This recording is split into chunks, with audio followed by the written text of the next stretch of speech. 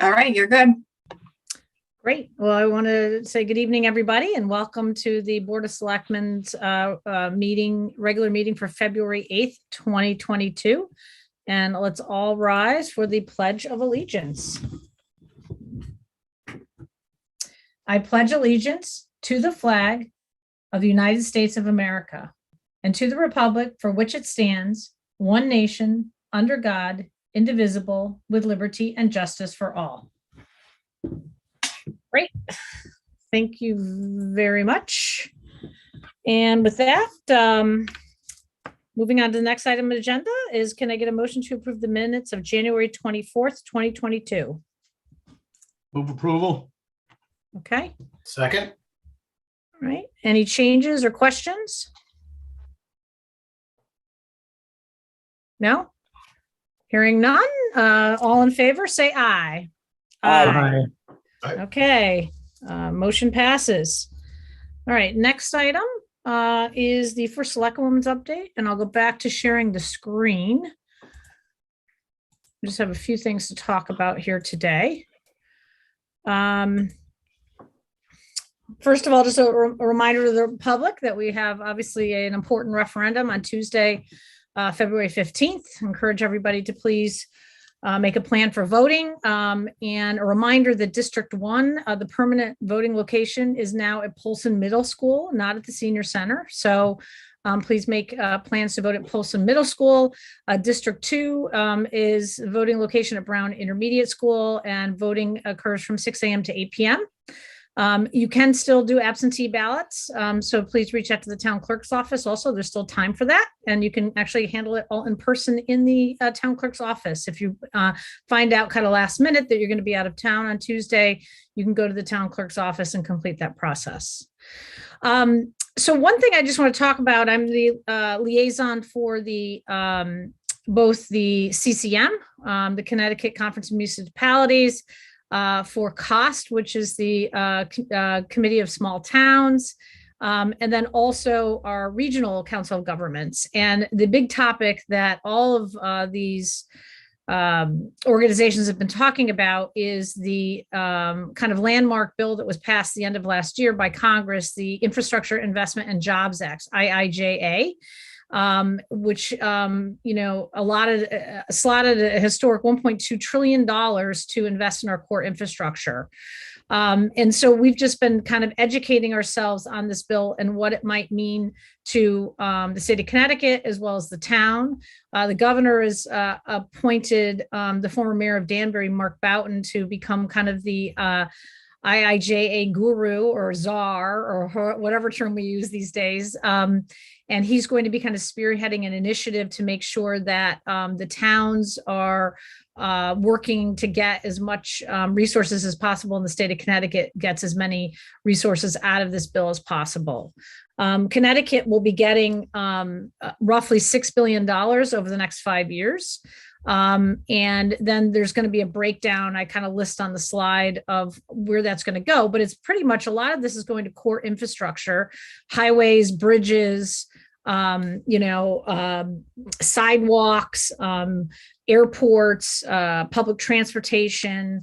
And it's going to be a mixture of beefing up money for the existing programs that we already participate. So it'll potentially even double the amount of money available in programs run through the Department of Transportation, like LoSIP and LOTSIP.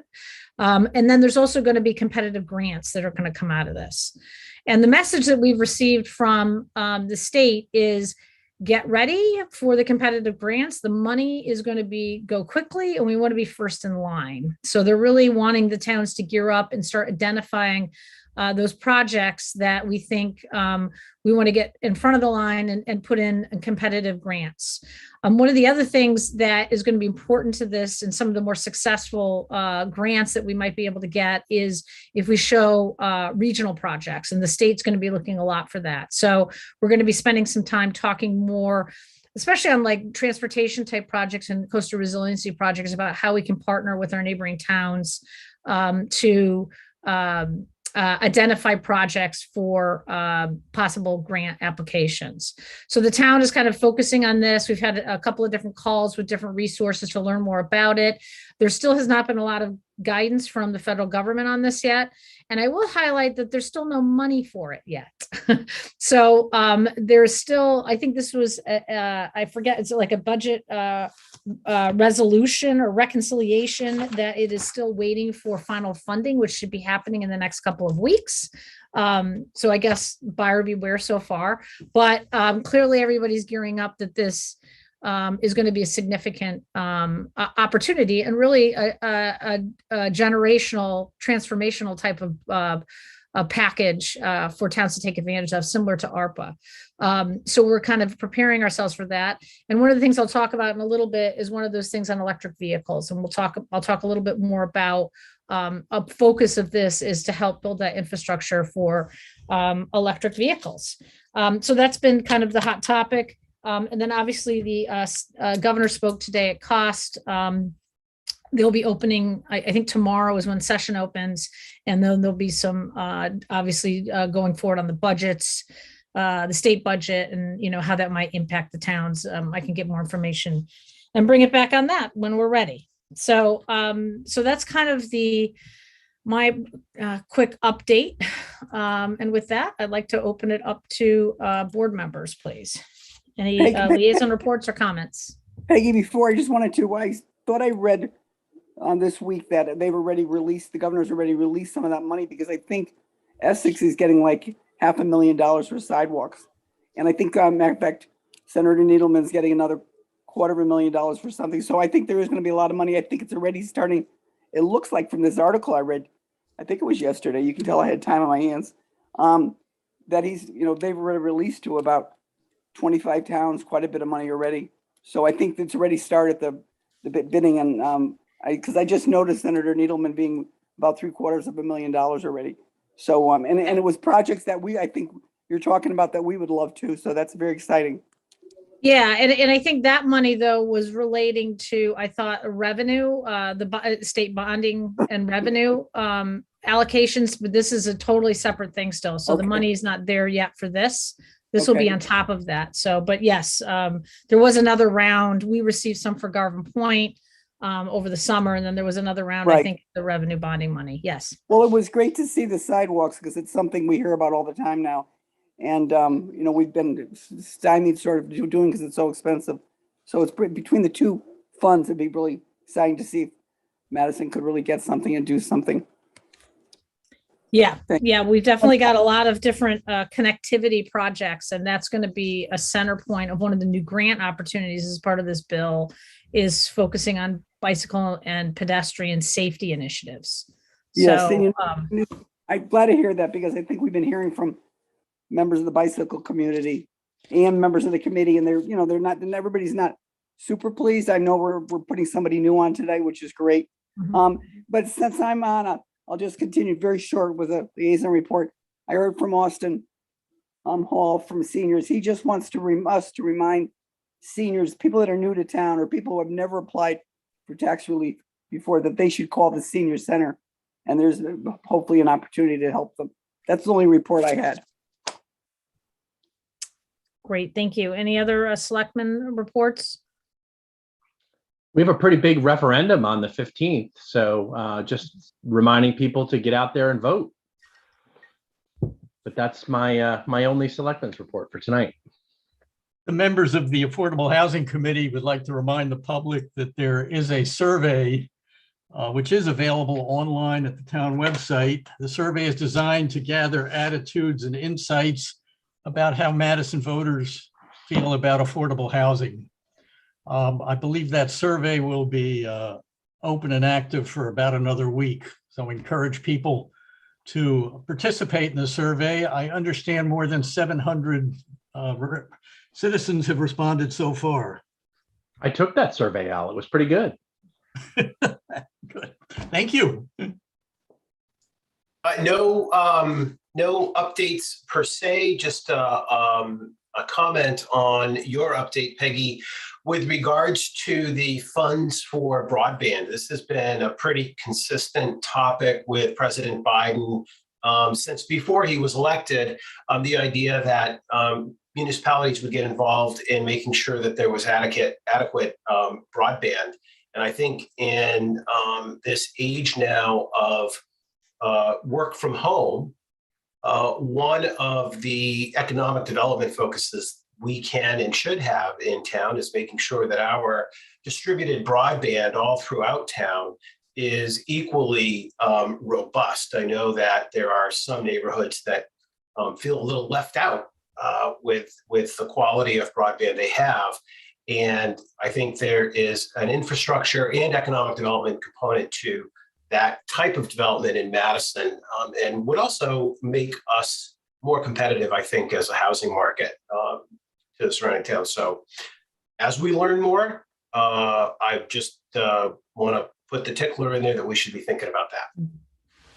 Yeah, it's a great point, because part of the discussion earlier today was about how do we as a town, do this? Because normally these are private providers, and these are, major investments. And so I think the state is going to be looking to give us some guidelines about how to enable more of these projects locally. And it might be through partnership, through a certain, agency or whatever at the state level that would help us figure this out. Because I think it's kind of daunting, to be honest. It's a utility, right? So, and they talked about, does Pura come in and help as kind of creating this public-private, partnership? So I think those are all great points. And I think also just to assess what we have, to figure out where we are and where our gaps are in the community, because I don't think the town has necessarily the best handle on that either. I know anecdotally, because as you know, you've just talked to people throughout town and different, streets. I remember having people complain, but I don't think we have any actual survey or anything like that to indicate where our biggest trouble spots are. So I think those are really good ideas that we should probably take a deeper dive into. Any other comments? Okay, great. All right, moving on to citizens' comments. Lauren, do we have any citizen comments? No one has their hand raised. Okay, great. Okay, great. So moving on to item number 6, discuss the town plan for electric vehicle replacement and charging station strategies. I think this is kind of a morphed over time, and I'm going to share my screen, and we have a couple of staff members as well as Woody Weiss, who's been very involved in kind of our EV plan. But first, I'm just going to spend a few minutes. I mean, why are we talking about this now? Obviously, the climate crisis, is driving an urgent need for us to start focusing on reducing our dependence on fossil fuels. And now the federal and state government is stepping up and actually incentivizing both the consumer as well as municipalities to start making these investments. And so the IIJA bill is one of the biggest ones, with over $7 billion to, this is nationally, obviously not for Connecticut, to start deploying electric vehicles and infrastructure, creating clean technology. So there's a lot of money coming out of this bill that's going to be focused behind this. And in addition to that, the state of Connecticut has made a number of initiatives of the last 5 to 10 years with a goal of putting more zero emission vehicles on the road. Our regional council of government has been starting to put together regional efforts so that municipalities replace all their vehicles in their fleets. And so there's just a lot of different programs out there. There's rebate programs. But really the IIJA bill is like the game changer, because now it's a massive nationwide effort to kind of make this conversion happen. And it's a little bit unknown territory still, how this will get launched on a grand scale. It's really a completely displacing the market. And, in terms of where we buy our vehicles, how we take care of our vehicles, and how we, continue to get power for our vehicles. So the town has been doing some things over the years. And a few years back, some insightful people, Woody Weiss, and I think Ryan Duquesne was really involved in this also on the EDC side, actually got a charging unit located in our downtown. And the town right now has been offering that to the public for free. It costs us about $5,000 a year. And we've seen a big increase in the demand. And so this was just kind of a test run of this. And, I can let Woody speak a little bit more about the thinking back then, but also, the recognition that we obviously have to expand this and figure out how we suit, or address demand for electric chargers, and where the best places in town to have these. Town staff has also been participating in things with our Regional Council of Government. They've been doing this educational webinars. And then more recently, myself and our economic development director, as well as our town planner and our facilities director, has been starting to put together an infrastructure plan. There was some grant opportunities that came out recently, and we said, we got to capitalize on that. Okay, now we have to figure out, where do we want these? And then in 2021, knowing that this was coming, we made a decision to hire a consultant to actually look at our town fleet. We would just went through this massive kind of review of all our vehicles and came up with a replacement schedule, but kind of recognized that, the types of vehicles we might be buying might be quite different 5 years or 10 years down the road. So we put this whole plan together, but the reality is we have to really take a look at this differently now. Number one, just because, if we can start using some grants and take advantage of this money, it saves us money by pulling these out of our replacement plan and using federal or state funds to buy some of these new vehicles in our replacement plan. And then, secondly, it's just, more and more vehicles in our fleet are going to be EV ready. Right now, you can't get a heavy dump truck really to function correctly running on electric engine.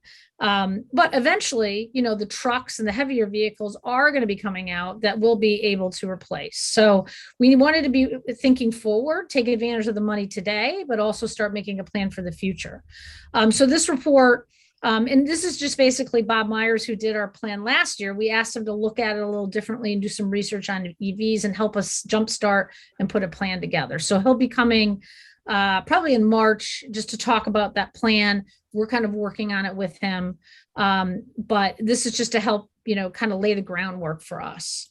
Peggy, before you move on, I had a couple of questions about the town charging station that we've got. I'm happy to wait until the end of this to circle back on it, if that's what you'd prefer. Yeah, why don't we I'll just talk briefly, but these are the issues that we need to talk about and next steps. And then Woody can talk a little bit more about some decision points that he's recommending we make with that charger. And this all kind of this discussion about locations came about because, there was we're recognizing people are just like parking their cars all day and taking up the charger downtown. And so we need to start putting some rules around that. And then really we need to start charging for it because, that ultimately the town can't be providing, free resource like this forever, especially if we start rolling this out on a broader basis.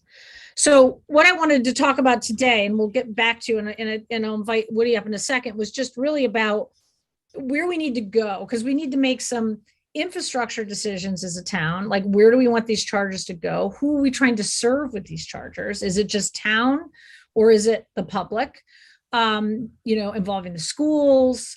How do we convert our fleet over? How long would that take? And then there's also other policy issues about, parking enforcement if we do public chargers, permitting, building, permits, zoning issues, location issues, lighting. So it gets to be a bigger deal. We kind of started like a baby step with the one charger, but if we're going to roll out a plan, we really need to have a bigger strategy. And, I think the goal that I have right now is to have something at least reasonable together so that we can use that to start going after some of the grants that are coming. And then we want to see what the community wants from us. And so we were talking about doing both a business survey as well as just a public survey. And I think our board needs to decide how we want to handle this, because this is more than just an operational thing, right? This is really kind of strategic thing for the town. And right now, Woody has been great with the Energy Conservation Committee. And so the question is, some towns have actually set up like EV committees just to focus on this. Some are using their sustainability committee, which is part of our conservation committee right now. It's kind of a subgroup of that. It's important to have economic development as part of that. So these are all things we need to think about, like how do we want to set this up? Who's going to drive the plan? And I think it should be under the guise of the Board of Selectmen. And then try to position ourselves quickly to go after grants. So we don't want to be too cumbersome with this. As we learned with this grant this last week, that we were kind of thinking we need, if we want to go for money, we need to know where we want to put them and what are the issues with that. So with that, I'll invite, I think Woody's here and Bill McMinn, I think we're on. I don't know who else was on, Lauren, from the, and we had some kind of small working group meetings on this topic. And so I just wanted to kind of get the board input and your thoughts on this so that we'll be ready. Because like for these grants, those grants will be coming to the town or our board to vote on, if we're going to apply for them. And obviously we're making a commitment now, because now we're putting in infrastructure that, and it's a commitment also that our fleet is going to be converted over. So that was kind of the point of today's conversation. And then, to get some direction and thoughts from you. And then Woody, maybe Woody can give a brief overview of what we already got, which is the one charger downtown that handles, I think, 2 cars. So I can stop. I'm not sure where to start, but in 2017, there was a deep program that supported EV chargers, and we applied and were awarded one, and it paid, I think, almost all of it, not quite all of the cost, but the caveat was that we had to offer free charging for 3 years. And so that charger was put in. It's on the ChargePoint network, which means that people who drive EVs can find it very easily on their app. And when it started out, I think I sent Peggy some data on kilowatt hours over the last 5 years. And I think the first year was like 4,000 kilowatt hours. That's 4 megawatt hours. And the last year I checked was 2021. I mean, we're still still involved with the pandemic, and it was 19,000 kilowatt hours. So a 5-fold increase, despite us still being in pandemic territory. So I think the usage of the charger is significant. It's frequently completely booked. And we're one of the few communities that doesn't charge. ChargePoint has recommended for the last several years that we go to a charge basis, and surrounding towns that have these chargers all charge. Just doing a rough survey, I'll be recommending that we charge 25 cents per kilowatt hour. Again, right in line with other communities, and more representative of what the stations actually cost us to run. And that should be almost, if not revenue neutral, almost revenue neutral. And we're also going to institute, if permission is granted, a late fee, so that you can stay at the station for 4 hours, which should take care of almost everybody. And after that, you cannot charge, and you'll be charged a fee. The typical fee I'm seeing right now is around $10 an hour, and that'll keep people off. We actually had one car plugged in, not charging because the car was obviously fully charged almost immediately, but charging for 2.5 days. And the number of irate texts and emails I got that ChargePoint passed on to me were amazing. And I went down and put a note on the person's windshield, and ChargePoint sent them a disconnect and move notice. And the person did move and hasn't performed that kind of a stay since then. But clearly there is a need for a substantial number of other chargers. Oh, Stella. Peggy, did you want me to go into the new program, or you want to come? Well, I think that, before you go there, though, just Yeah. that story about the 2.5 days, though, do we have legal ramifications? I mean, is that something that like the police can help, move the car or tow it? Or We've I don't spoken know. with Jack, and he has absolutely, positively no interest in policing that. I bet. And I don't blame him. No, of course. not. I don't know whether it was ChargePoint's text or my note. My note was really very low key. It just reminded him that, or her, that other people need to use that charger, and we have to share with each other to make this work. And I think that works. And if we charge $10 an hour, I think, people are not, we want to make sure that if they're there for a movie and a meal, that we don't start charging them prematurely. So they have 4 hours before there's any charge. And ChargePoint will put that information on the network so that when you're looking at chargers, you'll see that there's a 4-hour max with a penalty thereafter. You can also see whether the station's busy or not busy, all that other information. You'll see how much it costs. So you can make a comparison. If there's some chargers elsewhere that are less expensive, you can go there. But 25 cents per kWh is pretty much what everybody's doing right now. Woody, this is Noreen Kokaruda. May I ask you, I remember the day that was dedicated. Is it on town land or was that private property? I remember the Davises being involved. Hi, Noreen. It's the Davises own a part of the north lot. I'm not sure who the other party is, but there are 2 parties that own it, and we have a long-term lease on it. So as we move forward, it doesn't, it doesn't matter if it's private property? No, it does not. As long as we have a lease, we're fine. Okay, thank you. Yep, sure.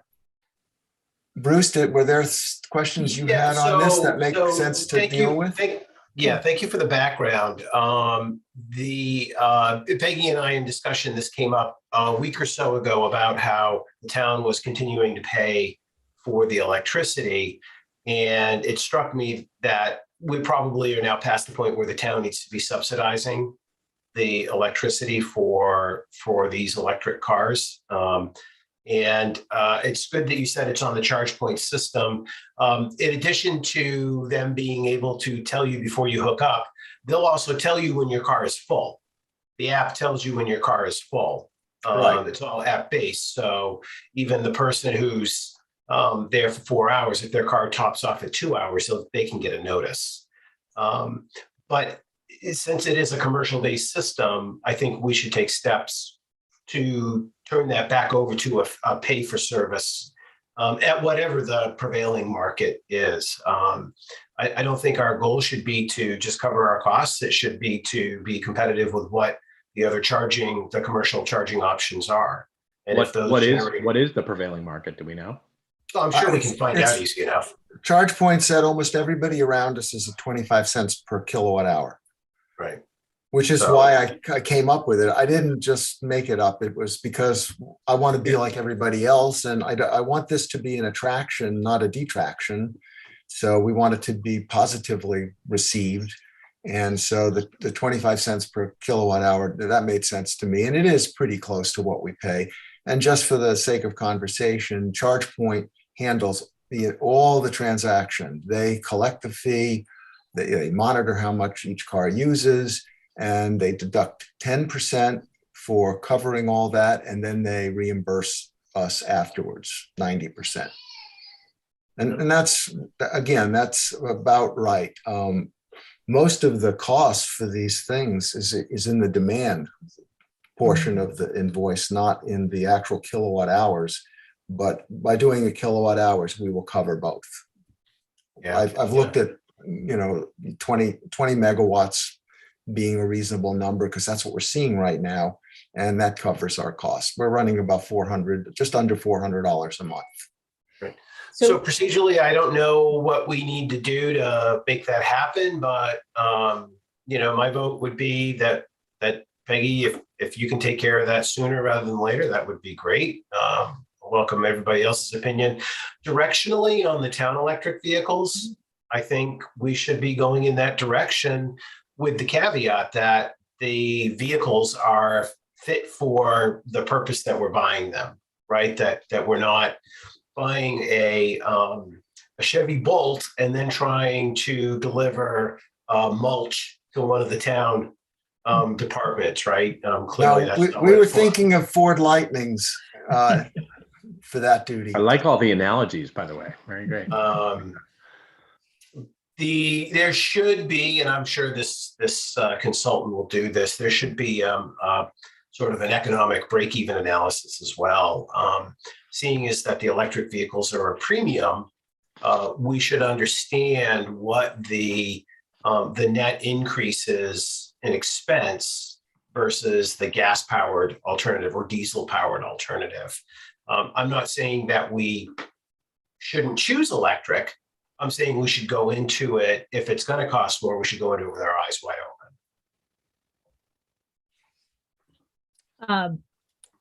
Yeah, I mean, I think that that in the short term that analysis might make sense, but in the long run, the prices are going to come down because the volume is just going to go through the roof with if you start having this infrastructure support, for them.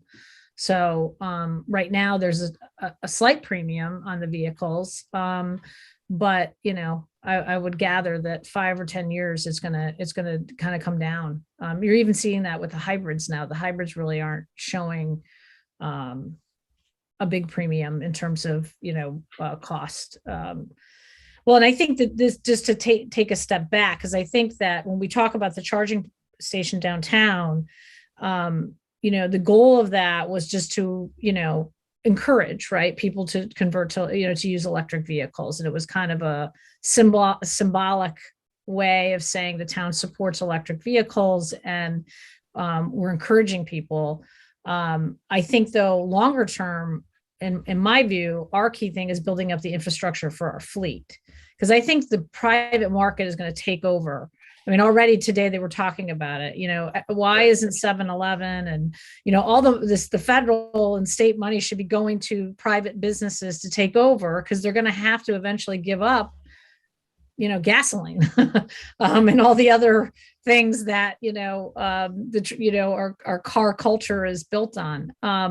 And so I think we want to have this, where we're serving the community for people that don't have access right now to a lot of charging places. But at the same point, I think the bigger priority should be for us is, setting the example for the community by putting in the infrastructure to serve our own needs as a municipality. So, and when Woody and the group, we all kind of brainstorm about locations, we were always thinking we'd rather have it on town property. We don't want to, we were able to do that with the leasing situation for the minute, but we lease that municipal lot, right, from them.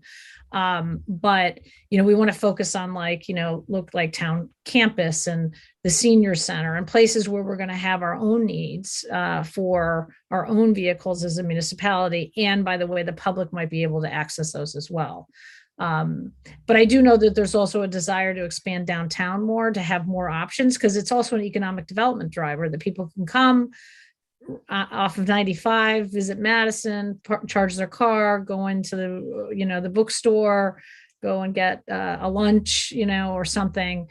Hey, Madison's got some great chargers downtown. So it's kind of a nice way to get people to stop by and visit us as well. So we're trying to work through all that right now.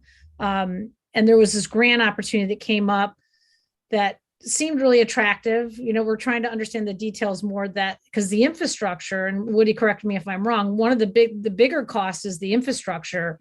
And it's not the charger itself, but it's the infrastructure to get the charger. So I have gotten to the bottom of that, so we can talk about that whenever you want.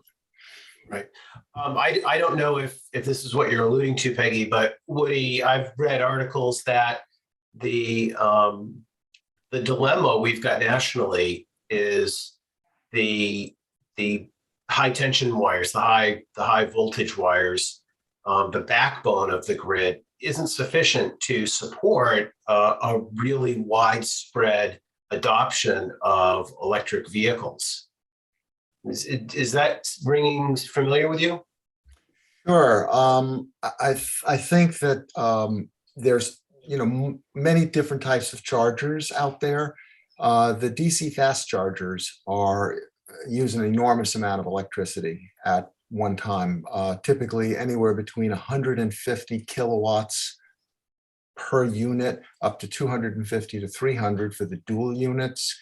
And they require 480 volt, 3-phase power, which is not available everywhere. And they use a lot of electricity. But I'm seeing all kinds of improvements to that. There's a company selling DC fast chargers that have a battery. It's actually was promoted by Volkswagen, and it's being built in Europe now and should be available here shortly, where the battery handles the charging, and then you use a low power charging system to charge it, so that at any given time, the charger is actually not drawing that much, but it does draw it 24 hours a day, which is really fine for the grid. So especially at night when the grid isn't taxed at all. So there's all kinds of ways to do this. Most electric car owners, and I'm one of them, we have 2 electric cars, charge their cars at night for that reason. So if everybody did that, and most people would, because the rate can be lower if you're on a time of day meter, then you charge at night and the grid is fine. But you're right, we have to pay attention to that. And that's something that I'm sure the utilities are working on. So Peggy, are you thinking the library and the Academy Community Center are likely locales for future chargers? I think the Academy, that whole strip there would be one we would identify. I think the library, there was some concerns, because I think the other thing is you don't want to be taking up too many parking spaces, you know, so you want to make this in locations that are accessible to people, but you also don't want to create, you know, a concern about availability of parking as well right now. But those are all things that we were starting to work through. And I think the idea would come up with, you know, a phasing plan where, like this, if we went after this grant, we would have to match some of it. So that would require the board to do probably a special appropriation, because this is something that has come up quickly. And so we're kind of working on the plan, and we would come back to the board once we have a lot more details worked out on this. But then I also want to make sure that we, you know, do this as part of a broader long-term plan, right? Because we're making a commitment now to Bruce, to your point, there is, you know, if we put in this infrastructure and, you know, we're committing to kind of making this kind of fleet conversion happen when it's appropriate and when it's the right type of vehicle, but it's something that we would be committing to as a town. So, and that's where I wanted to get some thought on, just real quickly, who should own this, you know, this plan. I mean, obviously the board, the town owns it, but in terms of, you know, do we create a new, you know, is the thinking, do we have a new committee formed just for this, or do we want to use what we currently have? Or do we do kind of a loose working group, which is kind of what we've started, including Woody and town staff. So I want to get your thoughts on that. It's so early on, Peggy, I would probably encourage us to continue with the loose working group until we figure out what directions we're headed in. We don't want to get lost in the minutia here. It seems to me there's a lot of strategy to define, a lot of accommodating to what the grants will incentivize us to do. So I think we need a maximum amount of flexibility at this point. Yeah, I like the idea of the loose working group too, and certainly as I stare at Billy's face in front of me here too, I think, you know, inclusive of facilities to maximize what we're doing. And I would just, you know, it sort of came up during this last little you know, speed dating conversation around this last grant, but I would love to see something in North Madison as well. Mm-hmm. Yeah, and the working group includes public works as well as town planner and economic development. So we have all the town staff functions there, and Woody's kind of the you know, the brains behind this as part of his role with the Energy Commission right now. So the energy czar, is that what you call you? So what we can do is then maybe keep working this and flush it out and get this plan going more. And then as it kind of crystallizes, decide if it needs to kind of have a different home going forward. So, okay. Exciting, really exciting. I think it's really exciting. I mean, I just, you know, it is going to be a big change, you know, for towns, and a big change to industry too. You know, if this thing goes as rapidly as they're trying to make it happen. So, But who better to knows be if out in it'll front of happen, it. but yeah, exactly. And we're fortunate that some of the vehicles in our fleet replacement schedule, there are some that we could target, you know, that were scheduled for next year and the following year that might be good candidates for converting to electric. So that's a good thing too, because the timing could work out well for us to kind of grab some opportunities and get it funded. Okay. So, and oh, just one other comment on the North Madison site. It was definitely a big discussion topic.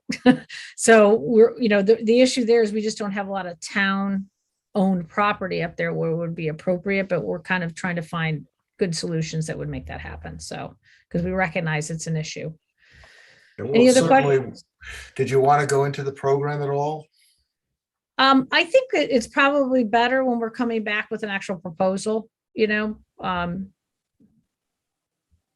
when you talk about program, you're talking about the grants that we were looking at, or? Yeah, it's actually a rebate program, and I flushed it out pretty well over the last 3 days. So I, can go over it kind of quickly, or we can wait. It's really up to you, whatever people want to do. I'm comfortable either way. If you spent the time, give it to us, Woody.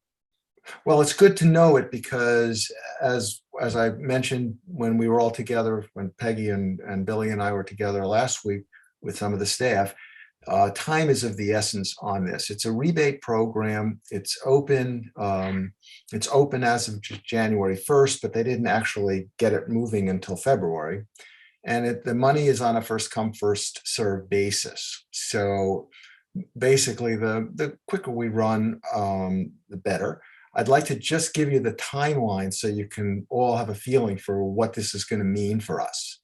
So Eversource is administering the program in Eversource territory, and UI is administering it obviously in their territory. It's funded by the Clean Energy Fund, which is part of everyone's invoice. So the Connecticut the people in Connecticut, the residents of Connecticut that use utilities, pay a small surcharge on their invoices, which goes into the Clean Energy Fund and has paid for lots of things over the years. And that's where the money for this EV program is coming from. The rebate program will grant you a rebate of 50% of the cost of the charger and up to 100% of the cost of the infrastructure. And there's a $20,000 maximum, and these aren't important details, but it'll help you understand where we're going, where we have to go if we want to participate in the program. There's a $20,000 max per site. What is a site? That took me a day to figure out. So a site could be, if you're going to have a bank of 4 chargers in the front of a building and a bank of 4 chargers in the rear of the building, that's 2 sites. So it means you really need to figure out how much the infrastructure is going to cost before you really apply for anything. So the 50% of the charger, that's nothing. It's what about the infrastructure? So we're going to do some walking. Billy photographed everything that he thought was reasonable to put these chargers. Now we're going to actually see what's involved in the infrastructure and come up with some ideas. If it's a long, long way to trench, or if the service for that particular location won't support EV chargers, maybe it's just for overhead lighting in a lot or something like that, then we're going to bypass it. Once we come up with a list of reasonable candidates, then I think it would be wise for the town to put an RFP out, because you actually have to tell Eversource what you're going to spend. They have to approve it. Then you can come up with a contract with that vendor, put in the equipment, and then Eversource will pay you back. what they're going to do. So the whole thing is really tricky. And to me, we have to choose very wisely. For example, the carports, PV carports at Hand and Polson, we actually asked the vendor to put in conduit from the carports to the electrical room in each building, which means the infrastructure is 2/3 there already. So we can support a really large number of chargers if we wish at each of those locations, because the infrastructure is in place in terms of the trenching and the conduit. So we just have to pull the wiring through, terminate it at both ends, and you got a relatively inexpensive process. On the other hand, if you have to go 200 or 300 feet, put in new service, Eversource will charge for that. That'll be part of the infrastructure cost, and it might not pay. So we have to make a bunch of decisions about where to put things based on that. And Town Campus gives us a lot of options that make a lot of sense, which is great. So we'll just have to go through this. I'm meeting, I think, on the 21st of Feb with one of the ChargePoint reps just to go through what makes sense to them. No obligation. And we'll see what, we'll just see what happens. And then we'll report back and kind of get the list a little bit more solidified and go from there. So does that explain the program? Am I clear? I hope. Yeah. Absolutely. Okay. And then any application or anything for this will be coming back to the board, obviously, with more details and commitments and things like that for board approval. Yeah. Well, Lauren has it. I have it. It's actually very straightforward. And what Eversource told me is it's typical in a situation like this that the vendor who we choose, if we choose a vendor, if we're happy with the numbers and we decide to go ahead and do this, the vendor we choose would actually fill out the bulk of it, which really makes it easy because they know that all the costs, it's based on their RFP. And we go from there. So obviously we have to come back for permission for the RFP and then permission to do, the work. Okay, so more to come. Fantastic. Thanks, Woody, for all of that. My More pleasure. to come on this, so. Oh yeah, lots Okay. more, fairly quickly too. Great. Thank you. Please let me know if you're going on vacation. No pressure. Okay, great. All right, thank you. So, You're welcome. all right, thanks a lot for all your hard work, and we'll be talking more. So moving on to a next item on the agenda is discuss ethics codes implementation and committee. And this is just to update, the board passed the ordinance in the end of October, and actually has to do a lot of follow-up work now that we have this ordinance in place. And one of the things is populating the ethics committee. And I know we sent out recently, obviously, I think we've all been focused on other public policy issues the last 2 months with the referendum, but now we really need to kind of catch up on the ethics committee. So Lauren, if you just want to kind of talk about where we are and what we need to do, and also the timeline, because I think we put out a notice already to take applications for the committee, right? We kind of sent out something. Yep. We did, and we kept it open through the 18th of February with the intent that there would be interviews for potential applicants to the committee the following week, and then appointments on February 28th. So I think what you guys should decide tonight is if you'd like to keep that deadline or if you feel that more time is needed for the committee aspect of the ethics code. Now, as far as the implementation of the other portions of the ethics code, I did review with the town attorney last week, and she said that she felt that there's no need to do any changes to the oath of office that we give to elected or appointed committee members, that the oath is pretty standard and it's already well supported, so it doesn't need to be changed.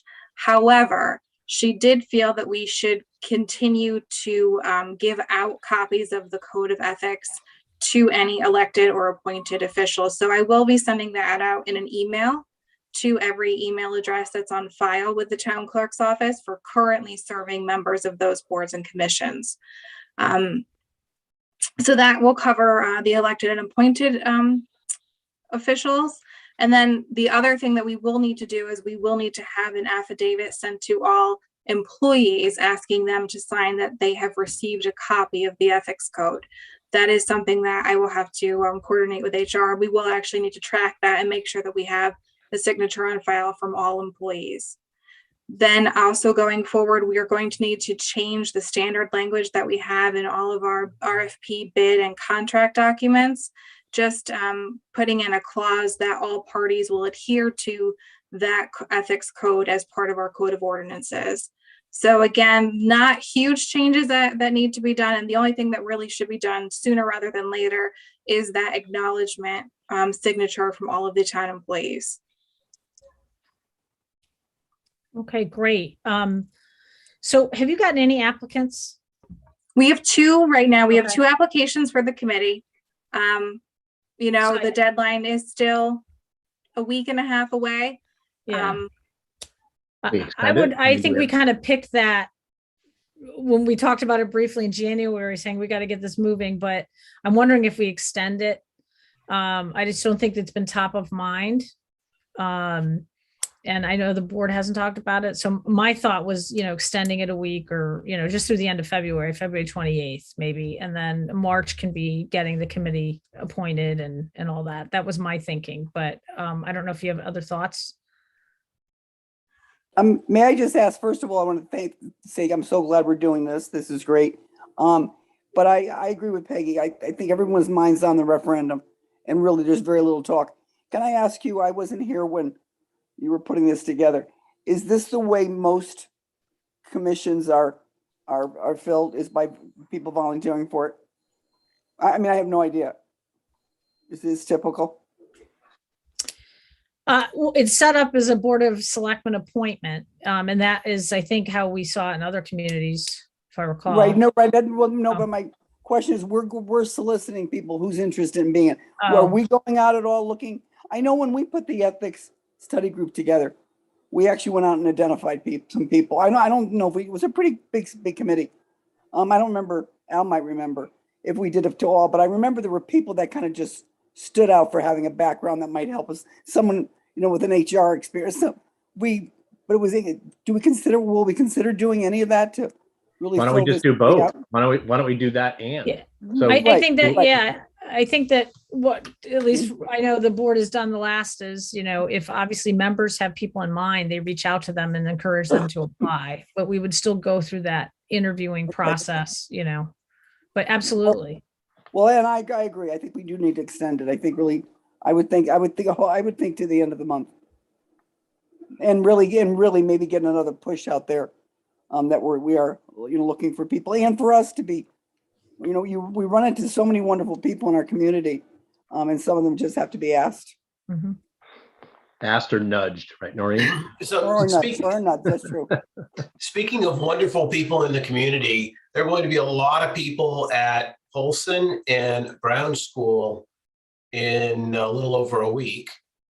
Maybe if we had some signage made up, not just for this committee, but for all of the vacancies that we're seeking volunteers for, it would be something that people could see when they go to vote. You gonna sit at a desk, Bruce? Sorry? You gonna sit at the desk and sign them up? No. It could just be a little bit of an advertisement. Hey, if you're interested in participating more in town government, here are the vacancies that we have for volunteers. Just to consider, yeah. Mhm. Yeah, that's great. So that would be like a flyer maybe that we would hand out or A flyer, a sign. What about when they leave the voting? Can you have the person who gives you the sticker give you a little handout? If that was a feasible thing to do, to put together, this close to the election or the referendum, I think that would be great. My point is, by definition, we're going to be seeing a lot of people who are very civic minded showing up at the polls. Maybe we can leverage that group into a couple of volunteers. Mhm. As long as it's not 50 and we have to interview them all. Because then I'm going to be angry at you. Let's hope that we have that problem. All right. This goes over to another agenda item, but with the ad hoc facilities committee.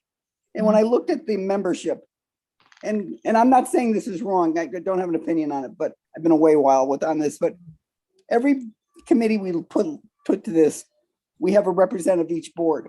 And it always seems like the public, we don't really have a large number of public. And I'll tell you, it's the same people with a lot of the same ideas. I think sometimes when it's the same elected officials. I mean, there's only 5 of us. The 6 on the Board of Finance. I just think it's something we should consider. When I was thinking about the facilities, there's been so much conversation with the referendum on facilities. And to think that we're only going to take 2 public members with new ideas for this committee might be a little short-sighted. It's just a thought I had when I looked at it today. Well, let's close out ethics, and I'm happy to talk about that because I had gone back to our meeting minutes and it was discussed of having that. So I just put it out there based on the meeting minutes, but we can definitely have a conversation about that. Sure. Thank you.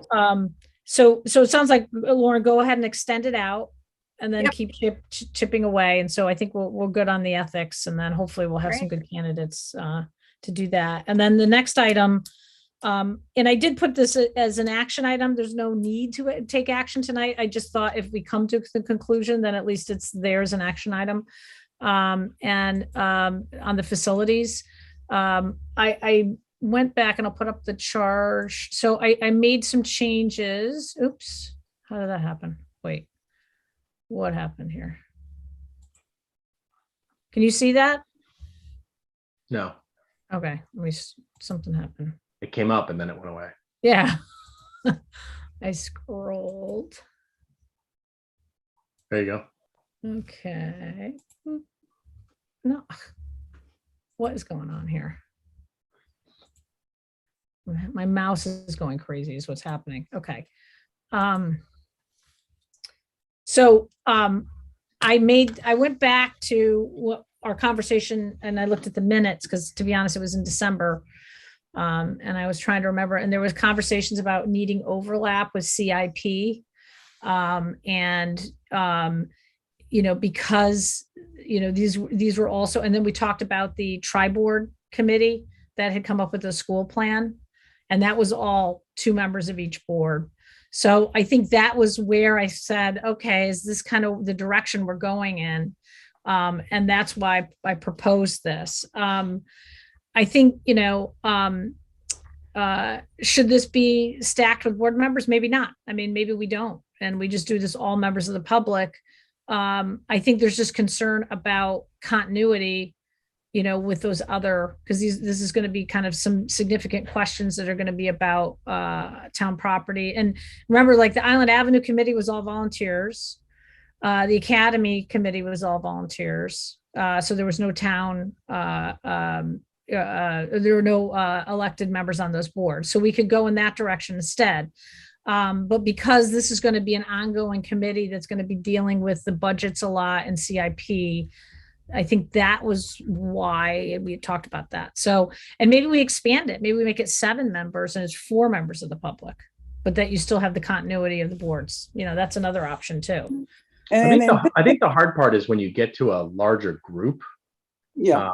It gets unwieldy. I was a member of this original facilities committee with Aaron, and I felt like with Billy and Dave leading it, and members of the Board of Selectmen and Board of Finance on it. I don't think we had Board of Ed now that I think about it, but Billy sort of represented that.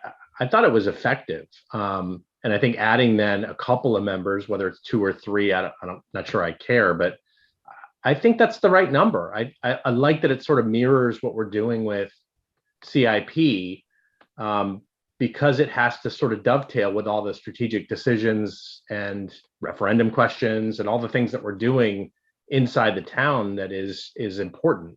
So I guess I kind of like the design. I'm not married to the 2 members of the public, but I think I could be swayed either way. I think I don't disagree with you, Scott. But I do think it's the 2 members of the public. Think about it. If you mirror CIP, you're getting all the same people normally with a lot of the same mindset.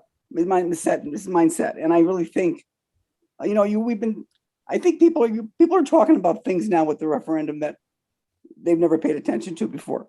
And I hope they stay interested. But we've got, I think Gal and I saw when we were interviewing for one of the committees we're setting up, we've got a lot of talent out there. And with ideas that I had never thought of. And it was just, seems to me, I agree with you. Maybe it's 2 more members or something. You don't want to get it to be too big, but when you've got strong staff leadership, especially, I think you can control it, as you've seen already. I'm totally comfortable. If we want to go to 4, I think that's great. I think it's 7. So it's, it's a bigger group plus the staff liaisons, but I'd be fine with that. Well, the other thing it offers is an ability to do like a subcommittee on one property, Yeah. if you've got 7 people on it. Yep. But it also is another obligation of the board member. So do we have to have the board members on there? It's tough. It's just, it's another commitment. Right. Right.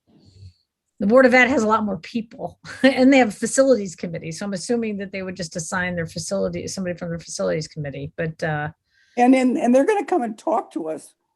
They're going to come and report to us, and they can definitely come and report to the Board of Finance just as easily as a joint or Board of Ed, however they want it. But I agree with you. We were starting to spread ourselves very thin with all these committees. The only thing to add to that, though, Noreen, is I just remember that, was it the tri-board committee that was created as they sort of led up to some of the facilities discussions? And I just think having 2 members of each of the 3 elected boards was really powerful. It forced collaboration. Well, it's also that was a very distinct board, what their goal was here. This is an ad hoc looking over facilities, a little different, I think. But, I'm open. It just seems to me we have the same few people maybe doing too much. And as I heard during the interview process, there's a lot of great ideas out there and a lot of good experiences out there if we can find a way to cultivate it. Well, and I think the other concern that we have to think of is we're going to have to populate, if the referendums are successful, building committees. There'll be a building committee for the new school, and then there'll be a building committee for the community center. So it is going to be a lot of competing interests, or not interests, I should say, but just, opportunities, lots of opportunities for people to serve. So. Well, and frankly, for us to liaise too. I mean, I was the liaison to the library building committee, and it was an every week commitment. So it was significant. Bruce, what's your thought on the composition of this? Well, I think I'm a little ambivalent on it. I mean, generally, the bigger the group, the more unwieldy it is, as Scott said. But I think, really your most recent points about the 2 building committees that we're going to have to put together, maybe for the time being, we ask Billy and Aaron to maybe bring into focus the work of this committee and put off creating it until we've got clarity around the school and academy, because that will definitely be a draw on time, and maybe between Bill and Aaron, they can distill down the work of this group to a manageable level. And maybe they have a better suggestion too, right? Coming out of all the work. So I agree with you. So maybe we table this until after February 15th and then come back and see kind of what our priorities would be for the committee. I think that's not a bad idea. I think it's smart. Okay. All right. I'm good with that. So I guess we just table it, right? I don't have to do anything. So, okay, good. Okay, great. So let's move on then to item number 9 on the agenda, which is to discuss and take action to approve an application for a supplemental certified local government grant and a resolution authorizing the first selectman to sign contracts with the state of Connecticut in conjunction with this grant as requested by the Old Elm Street Historic District Committee. So moved. Second. Okay. And discussion. This came up through, is Aaron here? He's on. Danielle? So Yes, Lauren unfortunately had to hop off. Yep. So, I'll move her over now. okay, great, thanks.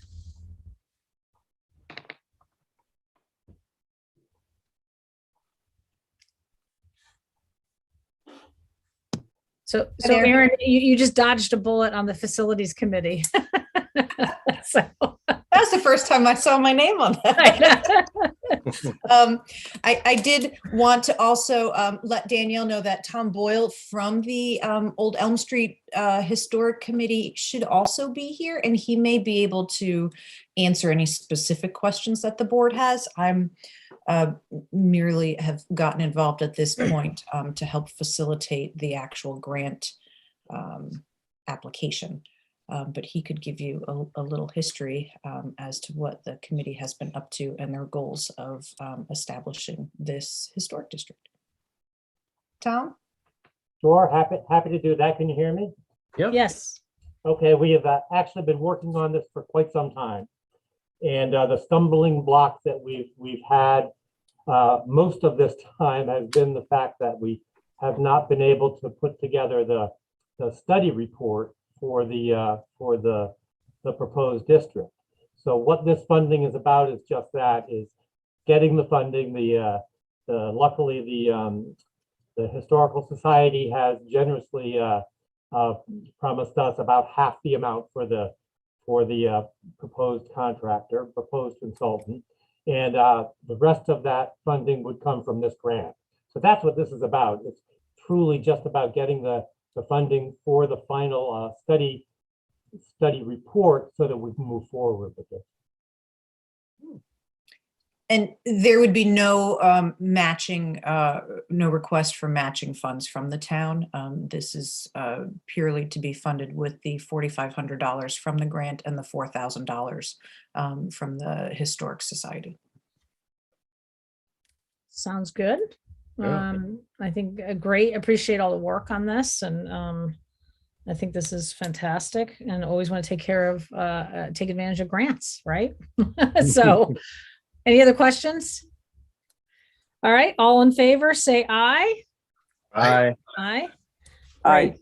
All right, well, thank you very much, and I'm excited to get this completed. Thanks. Thanks. Thanks, Tom. Thanks, Aaron. All right, thanks a lot.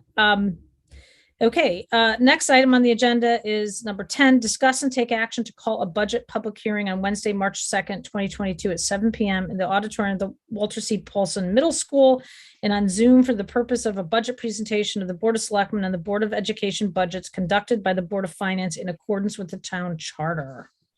So moved. Second, anybody? Second. Yep, okay, great. All right, and I think this is just, a standard protocol that we do every year for the budget. And with that, all in favor or say aye? Aye. Aye. Okay, great. So Just a quick question though, Peggy. In anticipation of the lifting of the mask mandates at the schools on the 28th, which I think is what the governor is suggesting, does that change our in-person Zoom meeting strategy at all? Or we're not voting, right? So we can. no, there's no voting. So I broadcast think this. yeah. So I think it's always good if we can offer hybrid. And I think we're going to have a longer conversation about this because hybrid does require an expense, more employee participation and things. But I think it's always good to offer hybrid, especially for big meetings like this. So that will not change, I think, that objective, I would think, but we can talk more about that because you'll see also the next one where it got complicated with the special appropriation. So with that, all in favor, say aye. Aye. Aye. Okay, great.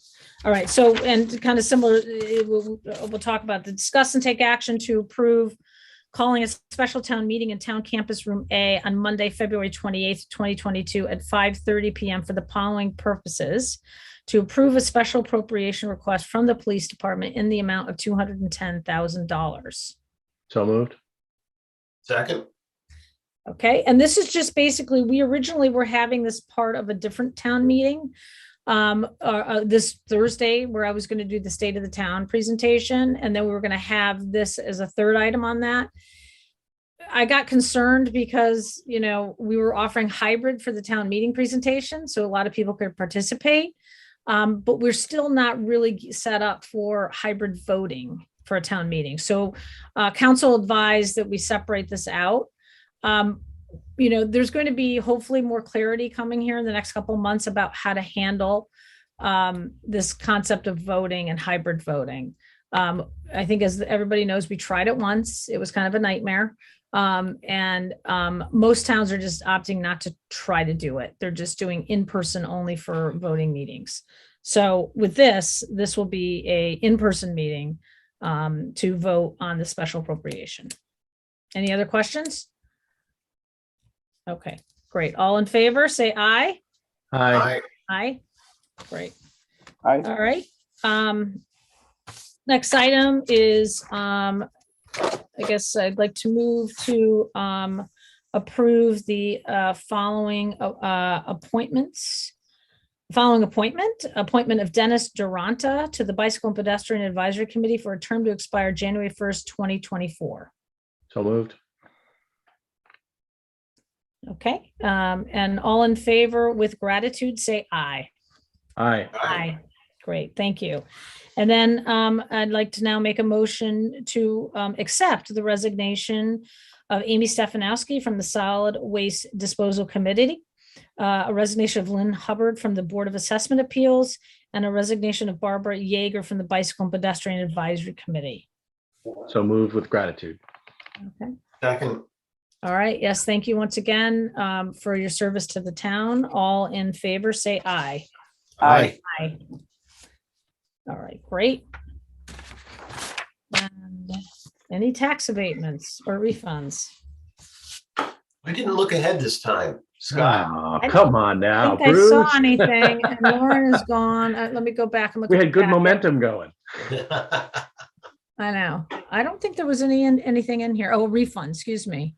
Okay, I'd like to make a motion to approve refunds the amount of $19,786.44. So moved. Second. In a second. Okay, all in favor, say aye. Aye. Aye. Aye. Do we even have a choice in this? Did we say no? I'm sure we could, but then we'd have a lot of angry people at it. I know. And may I just ask, $19,000 is a I lot. just asked, is it public knowledge if someone goes and looks at it, who got the refund? Because we didn't say it. Yes, yeah, there's a whole schedule behind it. Okay, so it's public. We just, okay. Yeah. Okay, item number 14, any citizens' comments? Danielle? I do not see anybody with their hands raised.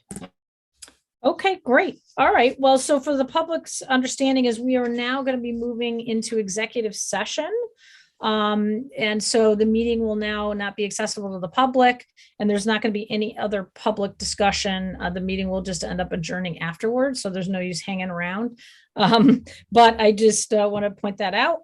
So with that, I'd like to make a motion to move an executive session to discuss pending litigation and invite into the executive session. I think Danielle's going to hand it over to me, but Mike Rose, attorney Mike Rose, Ed Dowling, the police commission chair, and Deb Millardo was also going to be joining. Yep, I just moved them all over. Okay, great. And